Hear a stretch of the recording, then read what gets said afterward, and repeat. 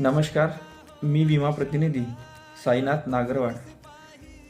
मी भारतीय जीवन विमा निगममध्ये काम करत आहे, म्हणजेच विमा प्रतिनिधी, गुंतवणूक सल्लागार म्हणून काम करत आहे. जेव्हा केव्हा आम्ही पॉलिसी समजावून सांगण्यासाठी ग्राहकाकडे जातो, तेव्हा पॉलिसी न घेण्याचे अनेक कारणे आम्हाला या ठिकाणी येतात. त्याच्यापैकी मुख्य एक कारण म्हणजे आहे की माझी गुंतवणूक आहे, माझी पॉलिसी काढलेली आहे. आणि बरेच जण असं सांगतात की मला काही गुंतवणुकीची गरज नाही किंवा विम्याची गरज नाही. तर मी असं सर्वांना सांगू इच्छितो की संकट, कुठला अपघात, दुःख हे कोणालाच सांगून येत नाहीत. त्याच्यामुळं जे कोणी लोक म्हणतात की बाबा माझ्या वडिलांना विचारून सांगतो, आईला विचारून सांगतो, पत्नीला विचारून सांगतो, जेव्हा केव्हा या आपण जीवनामध्ये जगत असते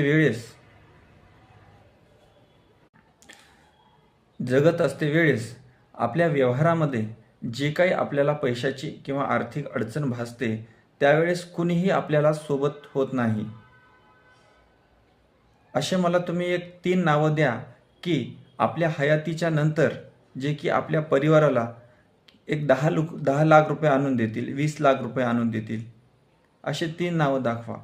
कोणीच आणून देणार नाही. एखाद्याच्या घरी संकट पडलं, कोणी जरी व्यक्ती देह सोडून निघून गेला आणि त्याच्या दुसऱ्या दिवशी म्हणजे दूध घालण्याच्या दिवशी कोणीच उरत नाही.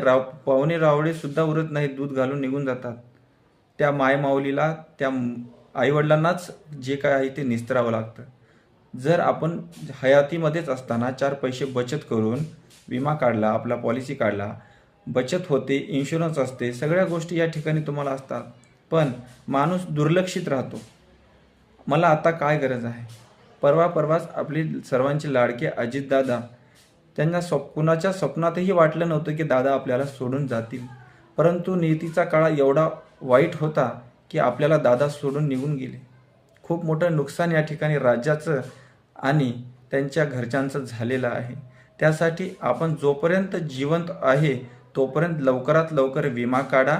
आपल्या परिवाराला पूर्ण त्यांचं भविष्य सुरक्षित करा आणि आपल्या भविष्याची सुद्धा या ठिकाणी आर्थिक नियोजन करा. जर आपल्या पत्नीला, आपल्या मुलाबाळांना जर आपण खरंच मनापासून प्रेम करत आहोत तर आजच गुंतवणूक करा. बघा, जीवन जगते वेळेस आपण जिवंत आहोत तर आपल्याला भरपूर प्रॉब्लेम्स आहेत. जेव्हा आपण केव्हा या जगातून सोडून जाऊ तेव्हा आपल्या परिवार रस्त्यावर आला नाही पाहिजे, त्याच्यासाठी